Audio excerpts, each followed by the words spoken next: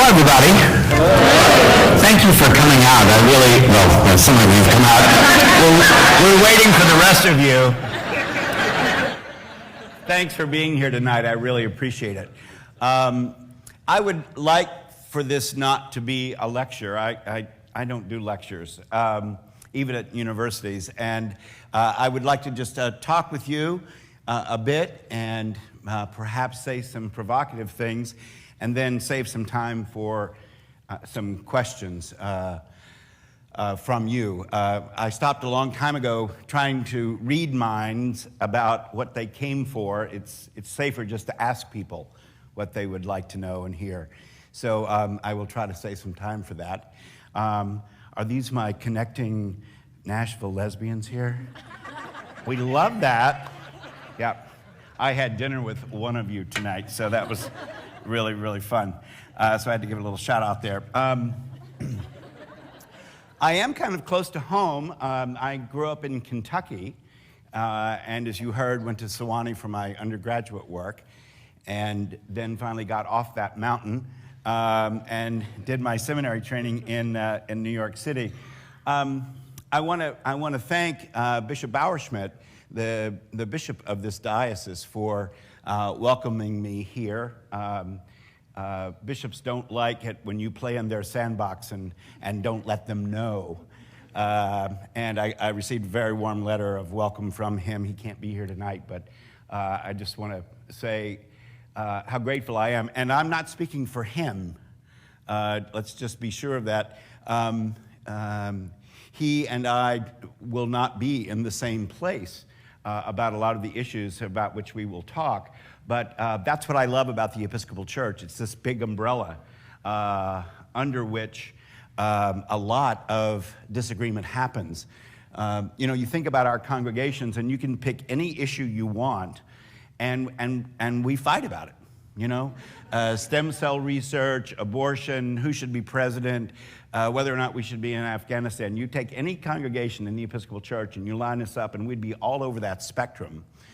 But by the grace of God, somehow we find our way to the altar rail and kneel and receive the body and blood of Christ and find our unity there. And then we go back to the pews and fight about stem cell research and abortion and lots of other things.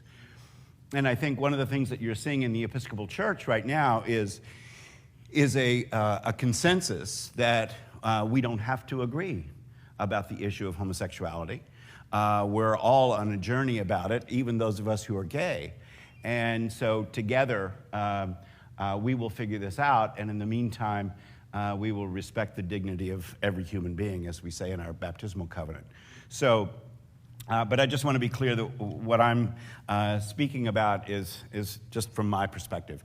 I want to find out a little bit about you. It's always a little scary to come to a group that you don't know who's here. I just want to see how many of you would consider yourselves to be part of a faith community.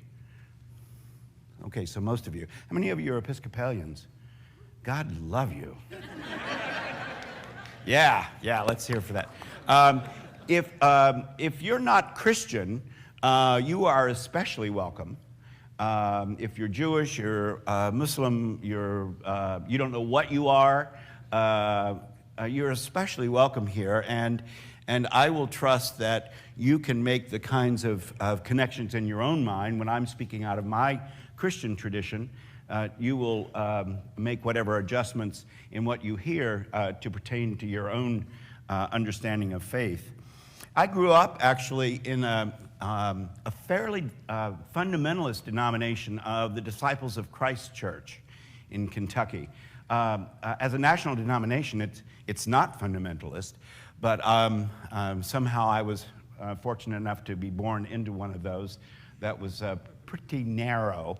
I grew up really poor. I didn't live in a house with running water till I was 10.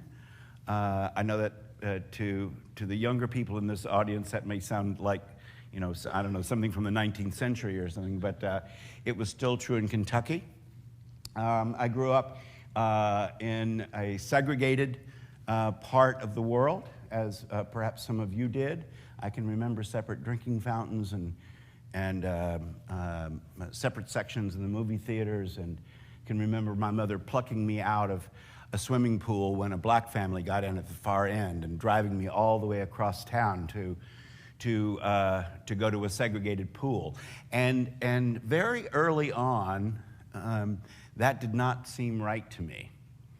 And I have to say that most of what I understand about our movement as gay and lesbian, bisexual, and transgender people has come from both my experience of the civil rights movement of the 60s and just what I've learned about that movement and how it understood itself and what drove it and what gave it its strength. And that's not to say that those two are equal.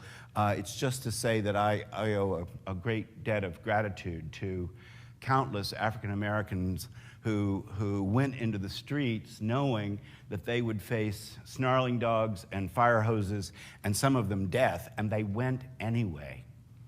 And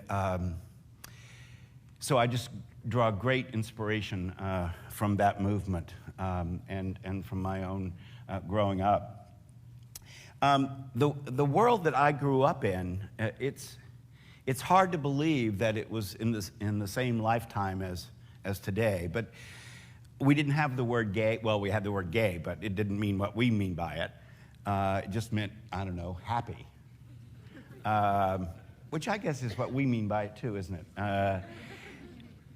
We had no role models. This is before Will and Grace, it's before Martina, it's before all of those people who have surfaced to be role models for us, some positive, some negative, but still role models.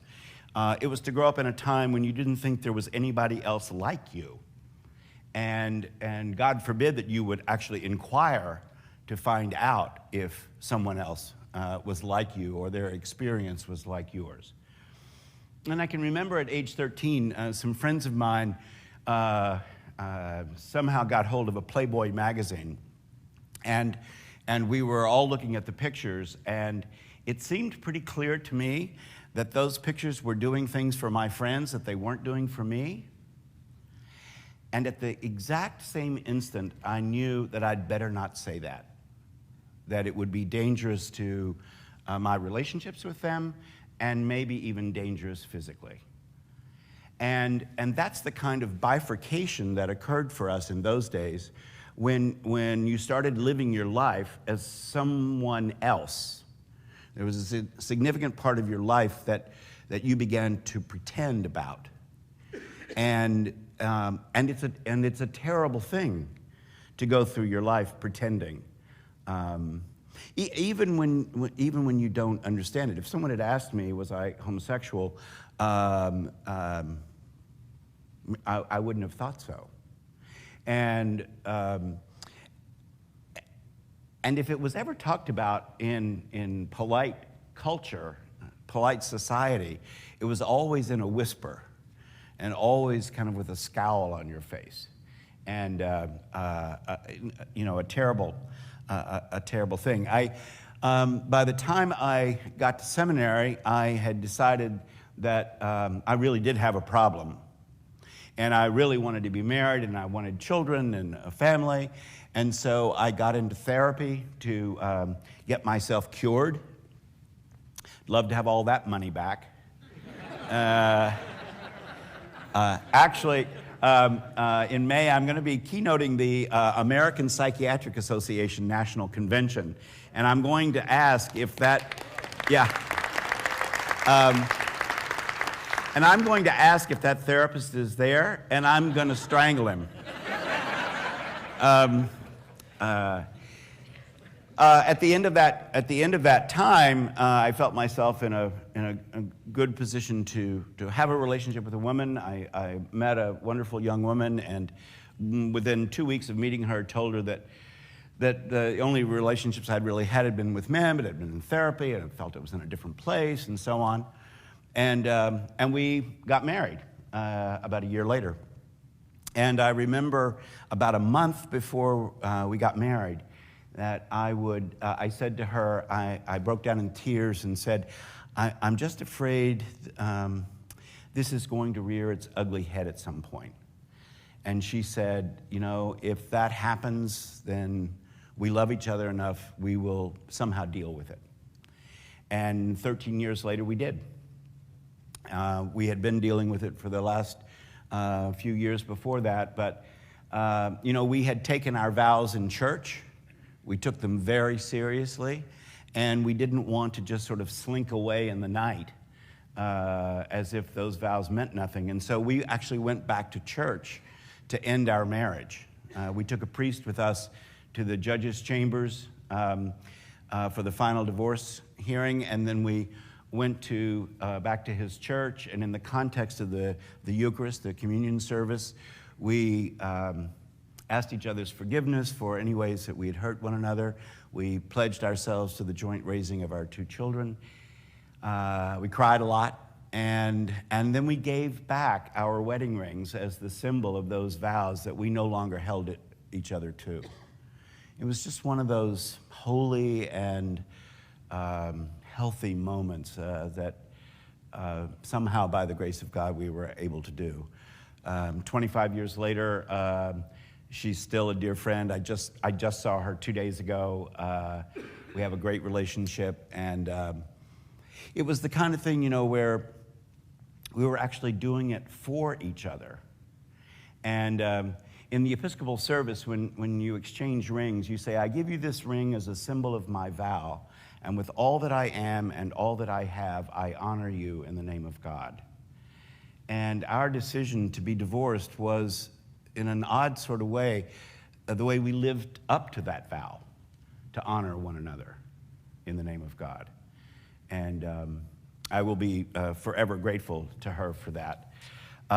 She got married almost immediately thereafter, and about 2 months after she got married, I walked onto a beach in St. Croix and met Mark, whom I've been with for the last 23, 24 years. As most gay couples have about 10 anniversaries that we celebrate. The day you met, the day he moved in, all that. So I never quite know how to say how long we've been together, but it's a long time. And thank you, Clint, for your wonderful introduction. I just make one correction to it. Mark is no longer my partner, but my husband. I live in New Hampshire. Yep. We are one of those few states that has marriage equality, and it's an astounding thing, something that most heterosexual couples just take for granted.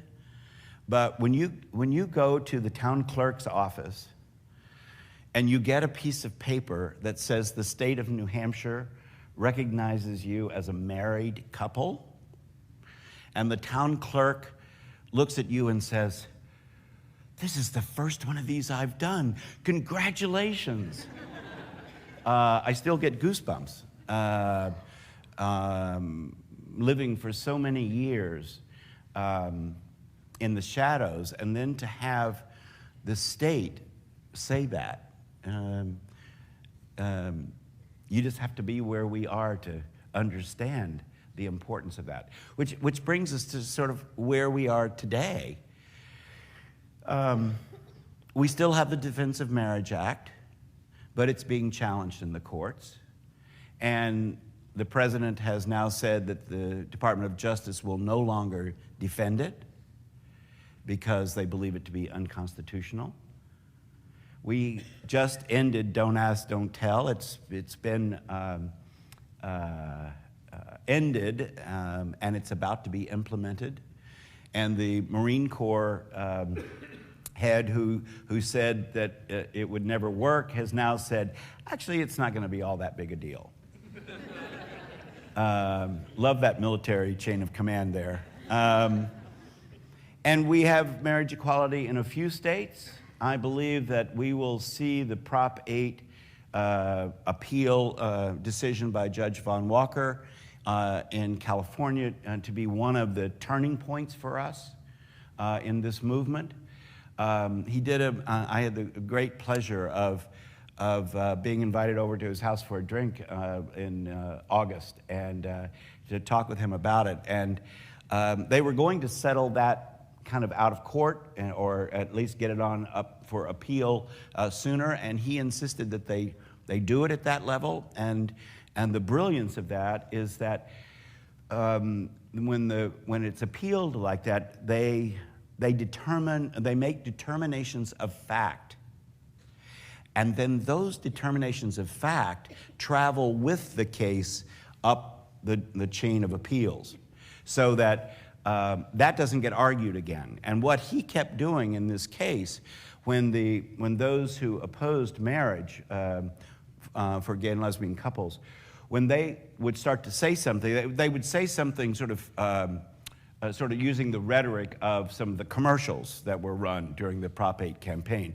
And he just relentlessly said, show me the evidence. Show me the evidence that gay marriage undermines marriage. What's the evidence that children don't do as well with same-gender couples? Just show me the evidence. And the ultimate bottom line of that case was, there is no evidence. There is no evidence. And so I think we will see that to be one of the great turning points for us. So I titled this, Is It Getting Better? Sort of based on the It Gets Better campaign, which probably most of you are familiar with, which came as a response to all the teen suicides. The fact of the matter is, as much progress as we have made, we have still got teenagers killing themselves because they know or fear themselves to be gay, and they just can't bear what they think will be the consequences.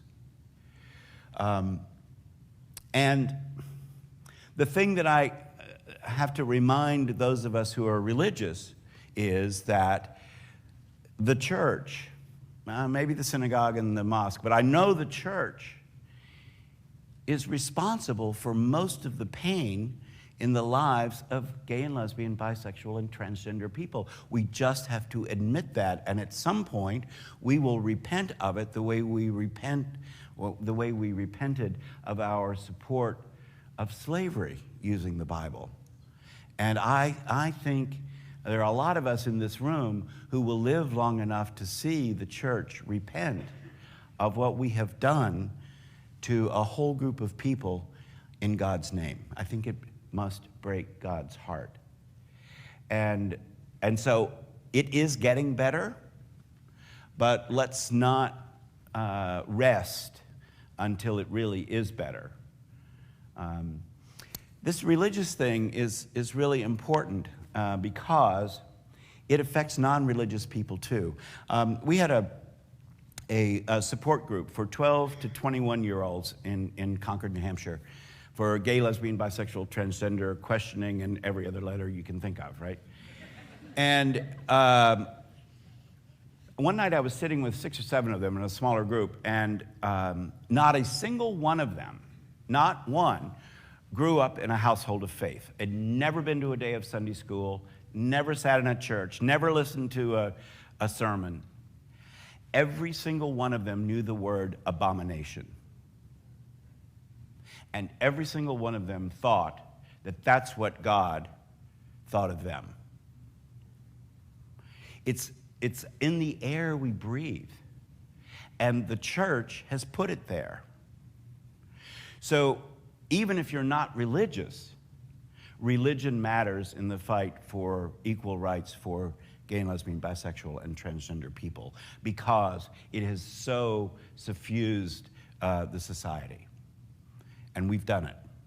We have done it. Those 7 deadly verses have been used to clobber us.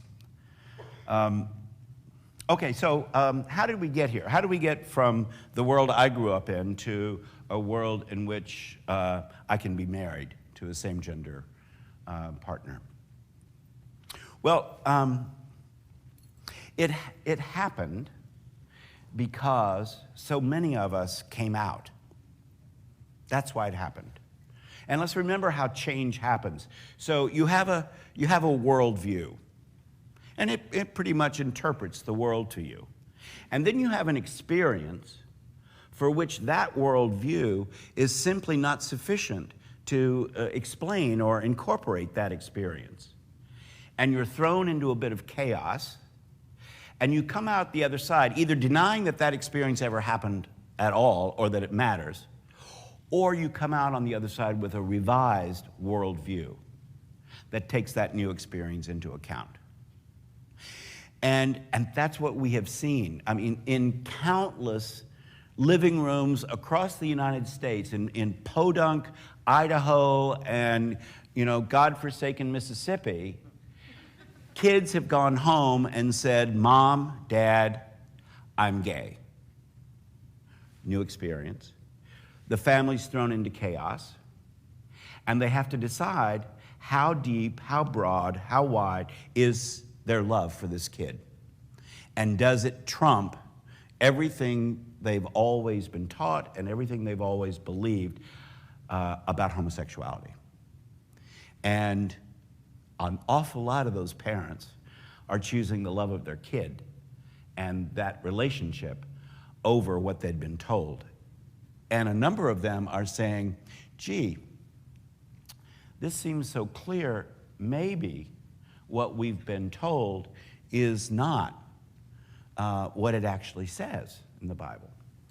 And I'm not going to go into those verses, but if you want to ask me about them, I can give you some pointers about how we do Scripture and how we ought to do Scripture and why we may have gotten it wrong. We got it wrong about slavery for an awful lot of centuries. Even the year after Emancipation Proclamation of 1863, in 1864, a year later, the Episcopal Bishop of Vermont, not talking Alabama, Vermont, wrote an entire book justifying Scripture, justifying slavery based on Scripture. But we got it wrong. And the church said we got it wrong. And we changed our minds.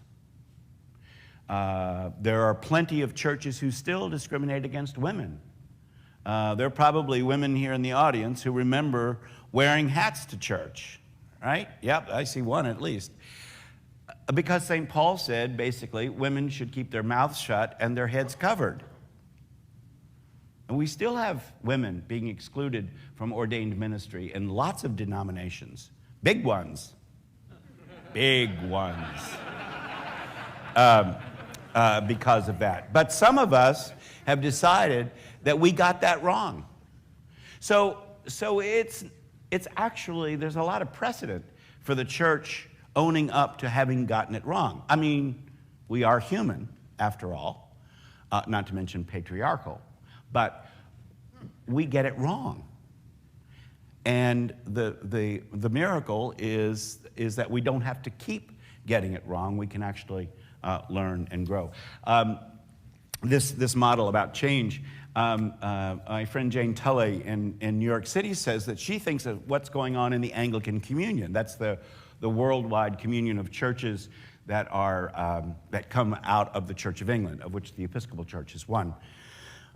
Says that she thinks what's going on in the Anglican Communion is very like that family where the kid goes home, So the gay kid, the Bishop of New Hampshire, goes home to Dad, the Archbishop of Canterbury, and says, "Dad, I'm gay." And now the family is thrown into chaos, and we're in the process of deciding whether or not our mutual love for one another trumps what we've always been taught. And we're in the middle of that debate. You can read the headlines about it all the time. So let me say a little bit about my own journey. This last 8 years has been quite a ride. I didn't want to be this thing, whatever I am now. I just wanted to serve the people of the Diocese of New Hampshire. And because I had been in that diocese for 28 years before my election, they knew me. I'd been in every congregation. And it didn't really occur to them that this would be such a big deal. And it didn't even occur to me that it would be this big a deal. They just thought I would be a pretty good person to have as their next bishop, and I wanted to do that. And on June 7th of 2003, my life just changed irrevocably. And I went from being anybody had ever heard of to being on the front page of every newspaper in the world with no ramp-up time. I didn't get a chance to learn how to do this, you know? And so I'm still reeling from that, and 3 days after the election, I began to understand that this was way bigger than homosexuality. I got a note from a woman at the New Hampshire State Women's Prison, and it said, I'm neither gay nor particularly Christian, but there is something in your election that makes me believe that there might be a community out there who could love me despite what I've done. So I went down to seek out this turned out to be quite a young woman. She was only, I think, 19 when I met her. She had killed her mother when she was 15. Her mother was a forensic psychiatrist.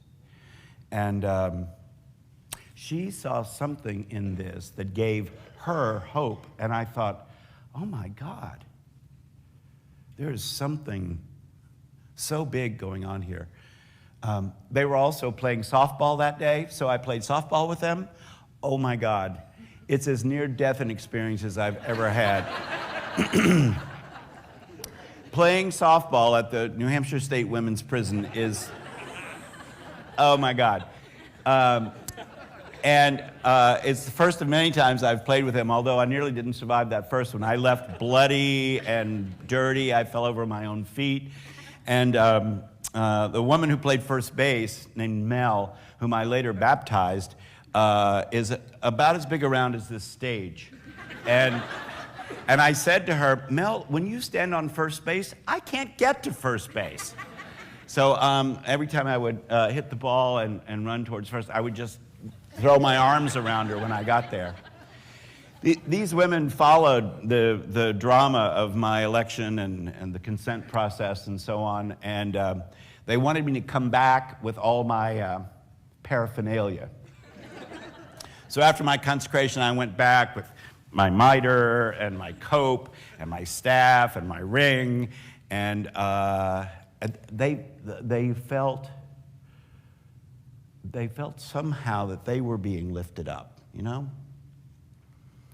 And I spend every Christmas Eve night with them. It's actually a pretty selfish thing to do. It's my Christmas gift to myself. These women feel so forgotten on Christmas Eve, and they're not wrapping presents and putting them under the tree for their kids. And they, some of them don't even know which family member has their kids that night. And I am telling you, when those women pray out loud in that service of communion, it makes me embarrassed about how unheartfelt my own prayers feel. It just seems like the bishop ought to be there on Christmas Eve and not in a fancy cathedral somewhere. So they're my buds, and I dearly love them. But it was this first sort of hint that I had that something amazing was going on. We got to the General Convention. In our polity, a diocese elects its own bishop, but then there has to be consent given by the rest of the church. And so at the General Convention, I had been approved, consented to by the laity and clergy, but it hadn't yet come before the House of Bishops. And in that space in between, someone came forward and accused me of sexual harassment and being connected to a pornographic website. So while all that was being investigated, I was squirreled away in my hotel room with Mark, my husband, and one of our daughters, Ella. And it was horrible, you know. So I'm watching CNN, and the ticker thing across the bottom says, you know, Gene Robinson, sexual harassment, pornographic website, and all I could think of was my mother sitting in Kentucky watching all this. And a priest in my diocese brought me a piece of calligraphy, which became the way that I kind of lived through all this. It said, sometimes God calms the storm, but sometimes God lets the storm rage and calms his child.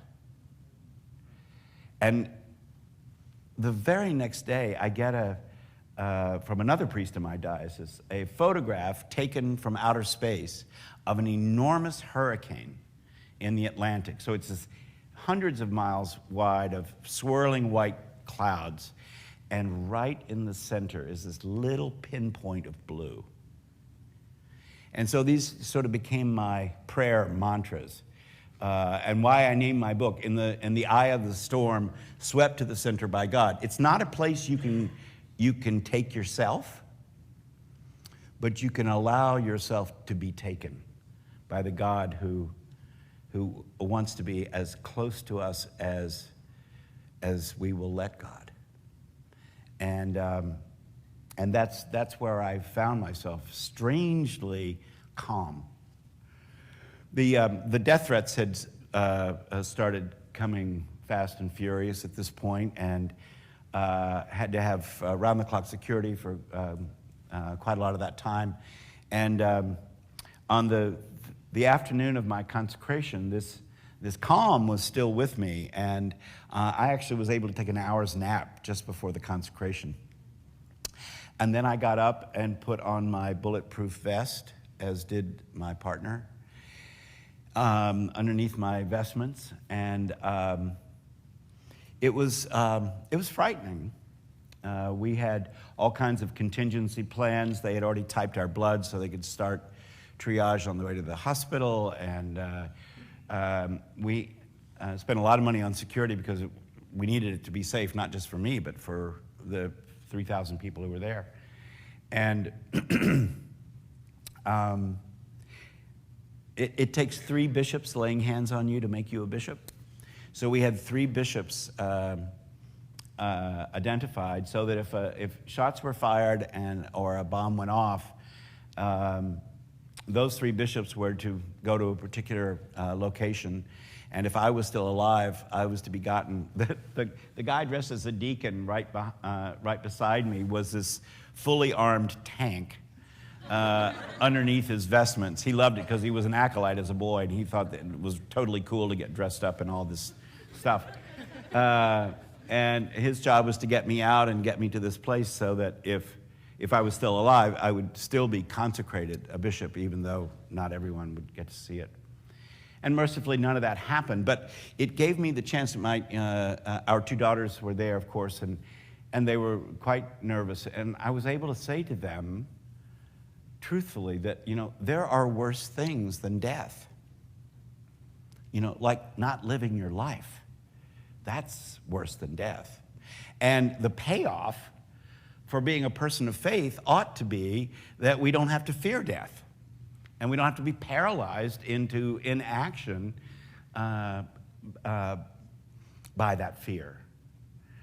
And so there's something really very freeing about knowing that you don't need to be that afraid. And there's almost nothing you can't do with God and the absence of that fear.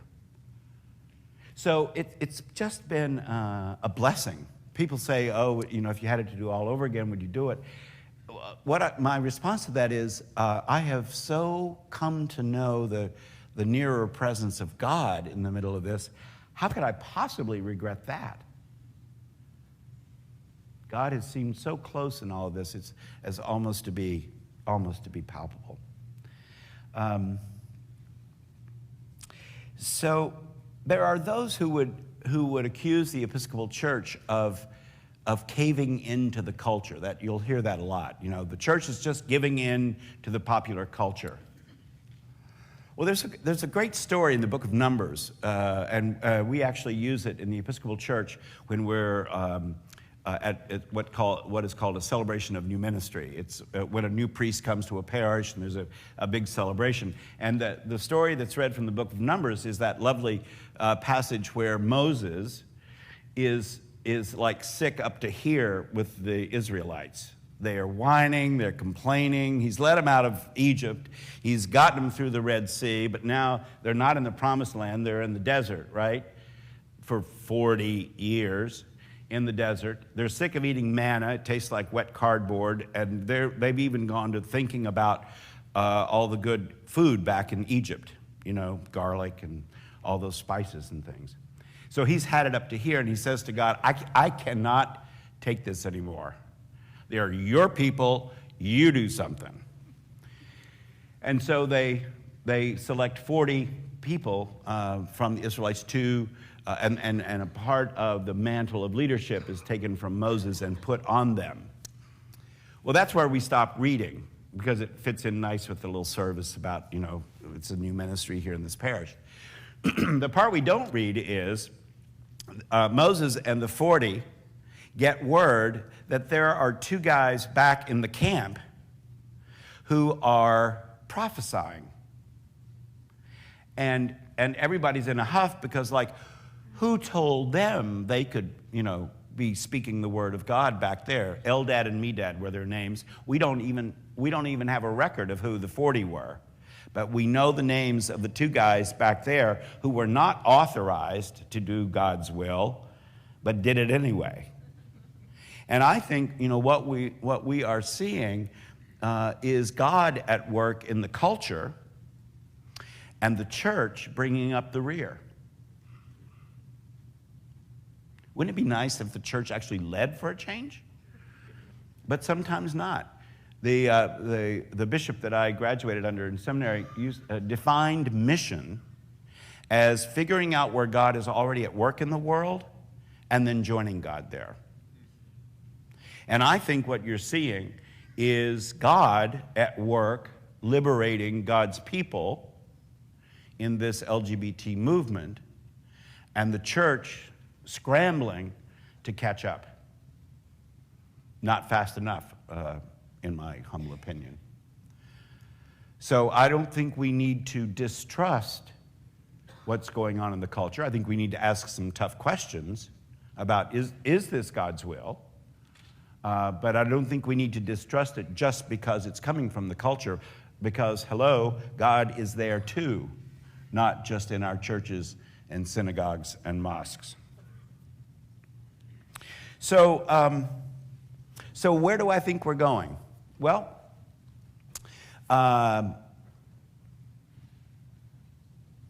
won't ask you to raise your hands, but really, is there anybody here that doesn't think that in a fairly small period of time, marriage equality will be the law of the land? Is there anybody here that actually thinks that DOMA, the Defense of Marriage Act, will actually survive much longer? I've got one. We'll talk about that after. And be sure and ask me a question. I think we are approaching the point where this is beginning to feel inevitable to me. Now, that is not to say that it is automatic, and not one of us who favors that movement can rest on our laurels, because we have to do the work that it will take to get there. But I believe we are seeing the culture really change on this. And part of the way the culture is changing on the marriage issue is to separate the secular and the sacred. It is very clear that marriage is a secular institution.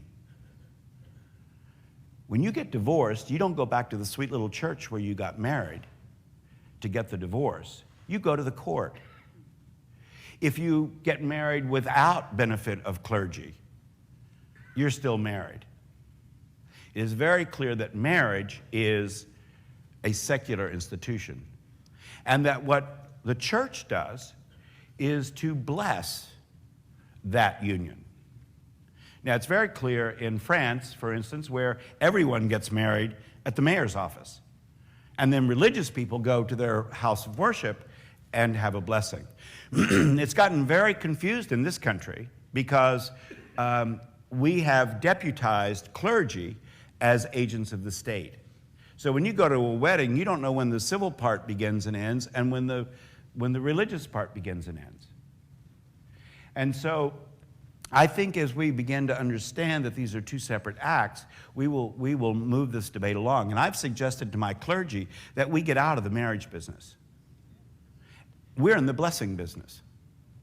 And so when my partner and I got married, we had our Jewish female lawyer effect the marriage at the back of the church where the sacred and secular meet.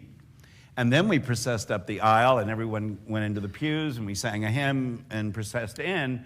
And then we did what the church does, which is to bless that marriage. If I had my druthers, I wish everyone, gay and straight, could have a civil union. And then religious people could get married. But you can't undo that many years of tradition. So I think the best way for us forward is to separate these two. And when we wrote the marriage law in New Hampshire, we were quite specific to restate what was already true, but to restate it, that no religious institution will ever have to bless or sanction or authorize such a union against their will. But for those who would like to, it ought to be possible.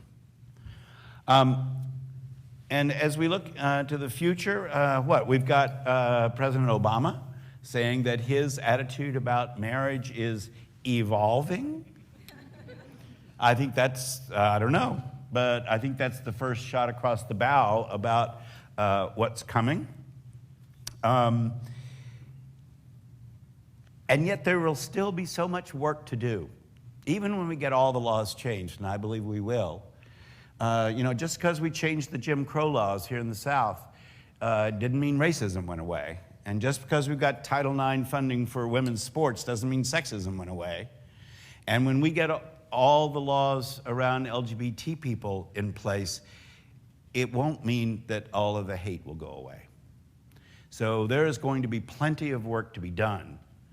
But changing the laws is really important. And we need to take it seriously, and we need to work hard for it. Where's the church going? Well, I can pretty much only tell you about the Episcopal Church. I think this is a done deal in the Episcopal Church.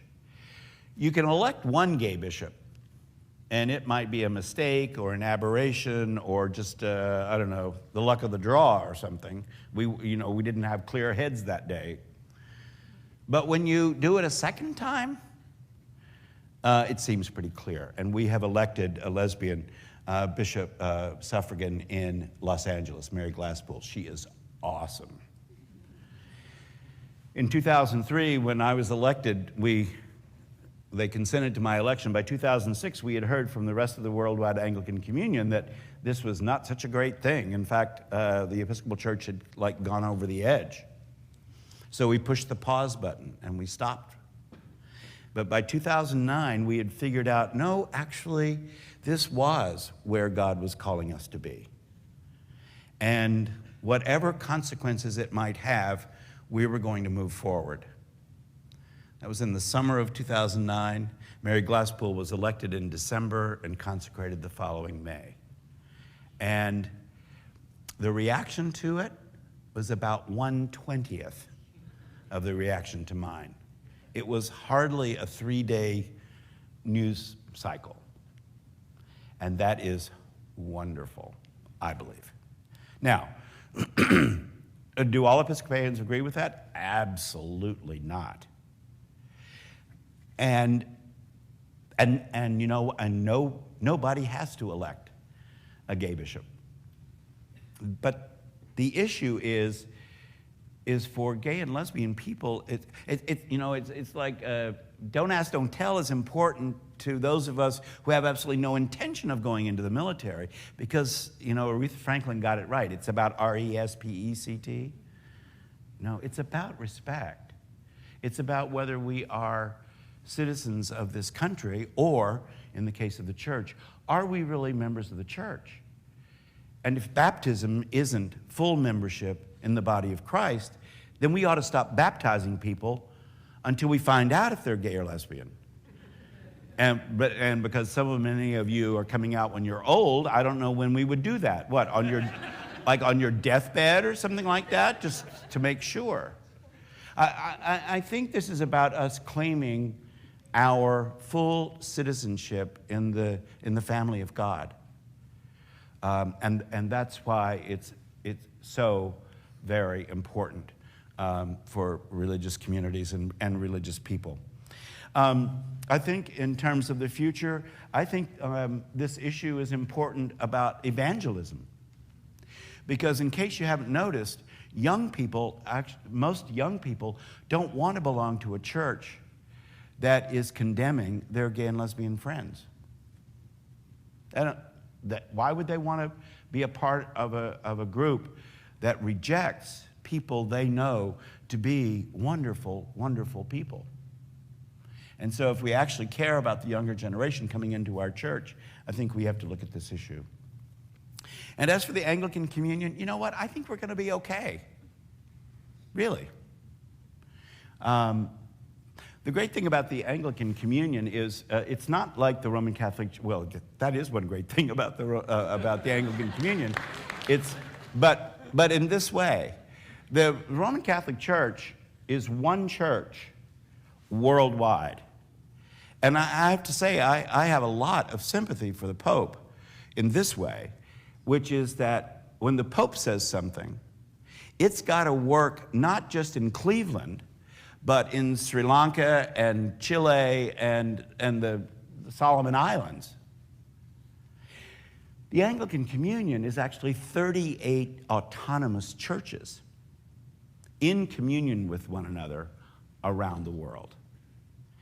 And the beauty of that is it means that each of those churches, roughly national churches, roughly speaking, can interpret the gospel and live out their lives in God in ways that are appropriate to their context. It doesn't surprise me that the churches in Africa find this to be beyond anything they could comprehend that a Christian church would do. In most of those places, homosexuality is punishable by imprisonment. In a few places still, 5 countries, it's punishable by death.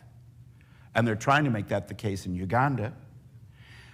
So it is no wonder to me that people haven't come out and that bishops can stand up and say, I don't know any gay Christians. Sounds like an oxymoron to me. But our context is different. And so maybe, instead of having gone over the edge, maybe, I'm nervous about anybody who says they know what God's will is. But maybe we might be leading the way here. This might be our gift to the Anglican Communion, that we're in such chaos. Only time will tell, and I pray that we are a gift and not a burden. But only time will tell. But that's what I believe, and I think we'll be better for it. I like Desmond Tutu's definition of Anglicans. He says, when I asked about what are Anglicans, he says, we meet.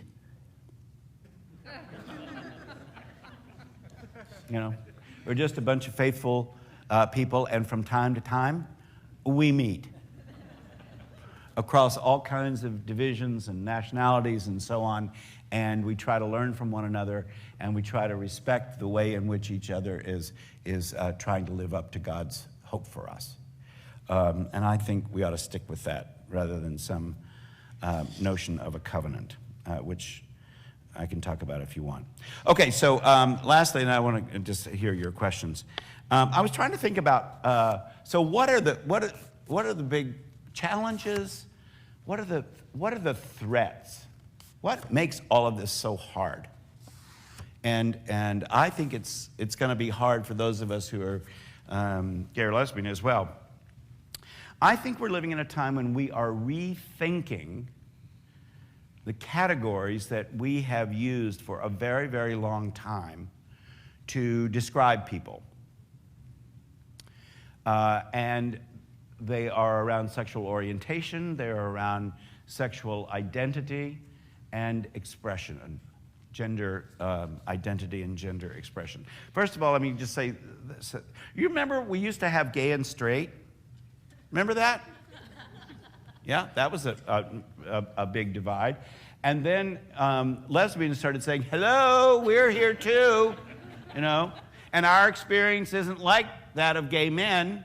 So then we had straight, gay, and lesbian. And then bisexual people started speaking up, and then transgender people. And I say to gay and lesbian audiences all the time, we're going to run out of letters soon. And by the way, why aren't there letters for heterosexual people? What, are you straight people just like one big monolithic glob there? There's no diversity among you? The fact of the matter is you get a whole room full of heterosexuals, or a whole room of gay men for that matter, and there's a whole group that will be erotically turned on by something that will be the very thing that turned this group off. There will be countless diversities. And I think where we're moving, and somehow we're going to have to get out of this categorization, is that maybe there are as many sexualities as there are people. Because no two of us have the same experience. Some of us were abused as children, some of us were not. Some have had wonderful experiences of the opposite or the same sex, and others have not. We are so diverse. Wouldn't it be nice if we could affirm every human being in the sexuality that they are? Now, don't get me wrong. I'm talking about mutual, adult, non-exploitative relationships. I'm not saying anything goes, but I'm saying within those boundaries, wouldn't it be nice to just let you be you and you be you and you be you, rather than saying you're this category and you're that category and you're the other one? But I think that's frightening to people. Sometimes I think we focus so much on homosexuality so that heterosexual people don't have to look at themselves. We could actually help you. Because we've had to do that. We've had to sit up late at night talking with our friends about what's going on inside us in order to survive. So we've actually had a little practice with this. And we might help you, heterosexual people, begin to find some language to talk about whatever your experience is. We might be a gift to you. I think the next wave of enlightenment for all of us is going to come from the transgender community. I mean, you understand that that label, transgender, is a huge umbrella under which there is enormous diversity. My mind was blown. Maybe 20 years ago, I had someone come in dressed as a woman, lovely. She told me that she was a man, that she was transitioning to female, and she was a lesbian. That is to say, the woman that she was becoming was a lesbian. I mean, I was just trying, and she wanted to be ordained. Did I think her chances were very good? God. You know, and she and I got to know each other, and I used to joke with her. I said, you know, if you stay a man, you could have any woman you want, and nobody would bother you, right? It's all very, very complicated, and it's much more fluid than we have ever understood before. I'm interested, when I talk to medical students tomorrow, about what's kind of going on in medicine around gender. You know, there are a lot of people born with both sets of genitals, and for countless years, the female genitals were removed because obviously, if you had a choice, you'd want to be a man, for God's sake. Well, maybe not. So there's a tremendous diversity there, and I think it's going to raise questions for all of us, including gay men and lesbians, about gender identity, gender expression, and so on. And some of that stuff will make us all very uncomfortable, and yet I think we'll all be better off for it. We need to work with our transgender brothers and sisters because they have a tough road to hoe. However hard it's been for gay men and lesbians to come out and be known and to tell their stories and so on, transgender people are subjected to so much violence, physical violence, and so much misunderstanding. They deserve our help and our support and our working hard for them. But I think they're going to challenge us all. And ultimately, I guess say this as the last thing. What I think this is really about, this whole thing, the big picture, is the beginning of the end of patriarchy. For a very long time, straight, white, educated, wealthy, Western men have been making most of the decisions for most of the world. And that jig is up. It started being up when we invited people of color to the table, and then women to the table, and now, oh my God, gay and lesbian, bisexual, and transgender people to the table. And the fact of the matter is, this world is so complicated and becoming so small, we need all the voices at the table. And we cannot let the patriarchal system that has existed for so very long continue to do us in. We need straight, white, educated men at the table. It's just that we need other voices as well. And so it's no wonder to me that we're getting the kind of resistance we are, because that's been in place for so long. And so many people have benefited from it. Now, those of us who haven't necessarily benefited, and I'm very aware that I'm all of those things except for one, right? So I benefit from it. You know, one of the things that I learned in my anti-racism training that's been really important to me is that I don't have to ever do anything mean to any person of color. I don't ever have to use the N-word. I don't have to ever be unkind. I don't have to think bad thoughts. All I have to do as a white person is wake up in the morning, throw my feet over onto the floor, and get up, and I benefit from a system that is set up to benefit me at the expense of people of color. And in doing that, I am benefiting from a racist society. So unless I'm working to dismantle that racist society, then in some real sense, I'm a racist.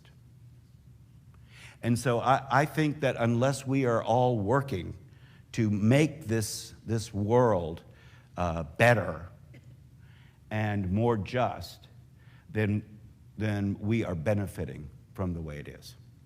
So I think we have to get busy and work hard and assure all kinds of people who are on the fringes, the poor, the disabled, the marginalized, that it is getting better. It really is getting better, but it needs to get a lot better. And we can do that. The nice thing, at least for those of us who are people of faith, is I think God is on our side for it's getting better and more just. And so I actually think it's a pretty nice time to be alive. Don't you? Yeah. So, questions? There, and I wanted, who was the person who raised? Was it you? Yeah, I'll come back a second. Yeah. Yes, sir.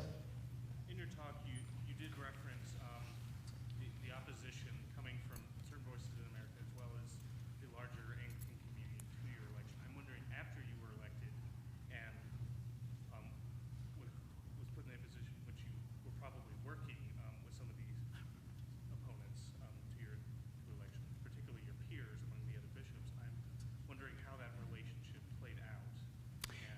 Yeah, this is a question about sort of how did it go for me after I was consented to and consecrated a bishop, particularly among my peers in the House of Bishops. I have to say I have been treated wonderfully, and I mean really wonderfully. And I work with all those guys. I never had any problem with the gals, just the guys. I'll give you an example. I had a bishop come to one of the most conservative bishops come up to me at a House of Bishops meeting and asked to speak to me privately. And he said to me, I've been wrestling with this. He said, and I've decided that I don't want to meet Jesus until I've asked your forgiveness. And I said, for what? He said, I was one of the people behind the scurrilous charges brought against you. And I was talked into it by someone else. I didn't check on it myself. I happily jumped on the bandwagon. And I'm asking you for your forgiveness. It doesn't get any better than that, right? He and I have continued to be friends. We couldn't be on more opposite ends of this issue. But it turns out I was the first one who wrote him a note when his wife got sick and that kind of thing. And he came and sat beside me at a recent House of Bishops meeting and said, I'm going to be retiring soon. And you know, my wife and I have always loved New Hampshire. And we're trying to think about where we should retire to. And what would you think about if I retired to New Hampshire? I said, I would love to have you in New Hampshire. We would be delighted to welcome you. And we can have our disagreements and let people listen in and learn from them. And but you know, you would be welcome. So you know, with a couple of rare exceptions, and they've left. I could not ask for better treatment from my peers. Yeah. I had another bishop who is also extremely conservative, the Bishop of Northern Indiana, Ed Little. I mean, this is how fast it changed. The House of Bishops took their vote, I was consented to, and I was brought in and introduced to the House of Bishops and then invited to take my seat in the House. And they were applauding and so on and standing. And at the first break, Ed Little comes up to where I'm sitting and kneels down beside me, and he said, I want to apologize. He said, I didn't stand when everyone else did to welcome you, and I just realized that is the worst possible way to start a relationship with you, and I'm so sorry, and I want to work with you. And it turned out he was one of the 3 bishops that I asked to negotiate with the Archbishop of Canterbury about my going to the Lambeth Conference. I trust him that much. I would trust him with my life. So, you know, God is good all the time. Did you want to ask a question? Why not? Sure, please. I'm a fundamentalist. I'm Southern Baptist, you know, and Nashville, there's a lot of them around here. Yeah, a lot of them. Speak up, please. I said I'm a fundamentalist, a Southern Baptist. You can hear me, right? Yeah. Okay. And there are a lot of them around here, he said. Yeah. I said, you know, you seem like a nice guy, seem like a pleasant fella, and you know, intellectually, you probably have something on me as through your education and all, but I doubt that. intellectually honest, you know, and I'm not saying you said these 7 verses. I don't, want to get into all this, you know. that's kind of where we are with the defense of marriage. Mm-hmm. We believe that's a God-ordained institution. Right. Okay? We believe it's the fabric of society. Now, I realize everybody didn't have the same upbringing, you know? Mm-hmm. Probably everybody didn't have the most perfect upbringing, right? Because we're all sinners. Right. And, you know, and I don't think that the gay lifestyle is the unpardonable sin, you know? And, but I do say intellectually honest, we have to be, what is our authority as believers, really? Mm-hmm. Is it the culture, or is it God's word and his will? And you said about it, people that, oh no, I like the preacher once said, some young student came to him and said, I want to know God's will for my life. And he said, I just happen to have a copy of it right here. Mm-hmm. You know? Mm-hmm. But, you know, you have to take the whole of Scripture, I believe, you know? And I'm appalled by some things. I mean, I was appalled, I remember years ago, about Matthew Shepard, that boy who was Sure. murdered. And that these people, and you know, these same crazies that show up at the funerals, Right. the soldiers, The Westboro you know, bunch. they're not very good Christians. Right. They don't act very Christ-like, right? This is their son. Let them bury him with dignity and respect like anyone else, right? Mm-hmm. And that. But my son, he's recently back from Afghanistan in the Marines. And, you know, I'm a little appalled when we're, you know, fighting two wars, that this president would think that the most important thing right now is that we get rid of don't ask, don't tell. I remember hearing not long ago on the news, whether it was CNN or one, they talked to some soldiers and they said, yeah, we fight with some gay guys who are in our unit. And they're big, bad, and they kill bad guys. And he goes, I don't have any problem fighting with them. And you know what? I don't believe most Marines have a problem fighting with them. Right. You know? Mm-hmm. And you know, that probably for the military, that don't ask, don't tell was the best policy. I don't see what harm it was really doing. You know? But my point, though, is be intellectually honest with us about God's word as our authority, you know? And I always like Martin Luther. He's one of my favorites, you know, where he made that simple declaration, here I stand, right? Standing up to the hierarchy of his day. And, you know I've heard tonight especially the equation of civil rights struggle with the gay rights issue. And I know I'm not denying that people do treat gay people bad. I mean, prejudiced people, just like they treated minorities bad, right? Mm-hmm. What do they need? They need a change of heart. Mm-hmm. And that's what really Christ comes to do. You know? Yep. So let me, may I? I would disagree with your position and, you know, Sure. I mean, several things. Right.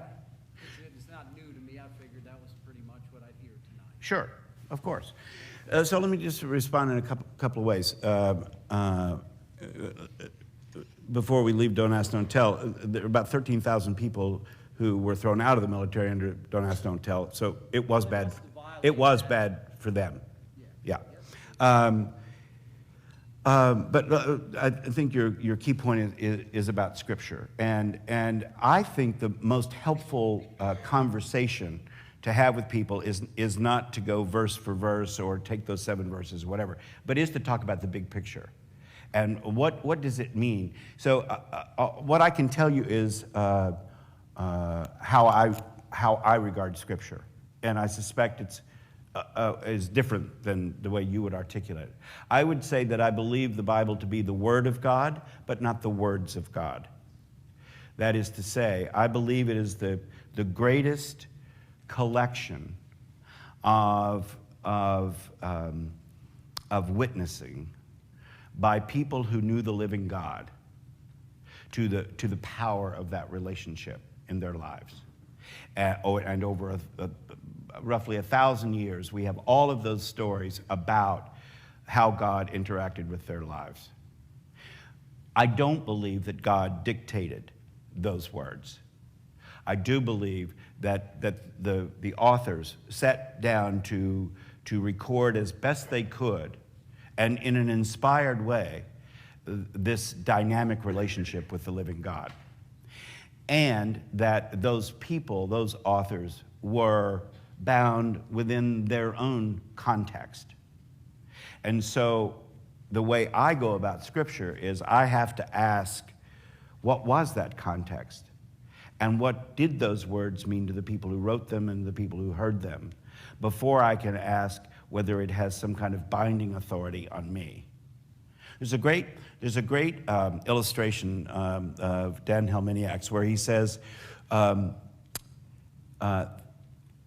if the game of baseball were lost? And it's the year 3000, and we no longer play baseball. And you pick up, somebody in the year 3000 picks up a novel written in the year 2000, and it says that one of the characters was out in left field. And in the year 3000, you would assume you knew what that meant, because you know what left is and you know what a field is. But unless you know the game of baseball, you don't know the most batters bat right-handed, that the ball goes out there, the left fielder backs up to be able to field the ball, and that it's become a metaphor for being out of touch, out of sync, distanced, and so on. And so you would think you would know what out in left field meant, but unless you knew the context, you wouldn't. And most of the biblical scholarship of the last 50 years has really been about the context in which those sacred texts were written. And so, in effect, we're sort of learning about the game of baseball so we understand what those words mean. Now, that may sound terribly sort of humanistic to you, I don't know, but that's how I feel a responsible way of using those texts and understanding those texts. And until we have that larger discussion about how we are going to regard that book, which is now the late Peter Gomes said is it's not a book, it's a library of books. How we're going to regard that book, then we probably won't get very far on any individual verse. So I believe it to be the Word of God, absolutely. But I also believe that we are called upon to look at historically how something was interpreted and then use our own wisdom, our own experience, our own reason, and put all three of those together and determine what kind of binding authority. And not even the most fundamental approach to Scripture would say that all Scripture is of equal importance. I mean, none of us would argue over loving your neighbor as yourself. You know, the throwing babies against rocks in the Psalms, we probably wouldn't want to hold that up so high. So that's just a response to you. You probably know this guy, Shelby Spong. Yes, I do. Is he a friend of yours? No, I wouldn't say so. I didn't know your relationship. He's Episcopal, I believe, right? Yeah, he was the bishop of the Diocese of Newark. And he wrote a book where it was interesting. The title was "An Episcopal Bishop Rethinks the Meaning of Scripture." Yep. You know, and that's the issue. You know, how we're looking at it from a different perspective, for sure. I just want to say for the record, I'm not here to defend Jack Spong, and I stopped reading him when I felt that he abandoned much of the orthodox belief that I still hold dear. I think he went too far. And interestingly, in talking to a lot of the conservatives in our church, they are holding back on joining in on this inclusivity of the church because they fear that that's exactly where this is leading. I am so theologically conservative, it would probably spook out most of the people here. I don't mess with that stuff. As much as I believe in inclusive language, I still do in the name of the Father and of the Son and of the Holy Spirit. There are too many people who have been healed by those words, too many people who have been blessed by those words. I'm sorry, I can't give it up. You know, so I'm frighteningly orthodox. So I would be the last person to defend Jack, I'm afraid. Can I take one more question? Well, I think due to the time, it's kind of late. We're going to continue the conversation out Okay. Robertson will be available for a few moments. Please enjoy the reception. I want to thank everyone here for coming and for their questions and their comments. Bishop Robinson, thank you so much for your You're welcome. experience. Thanks.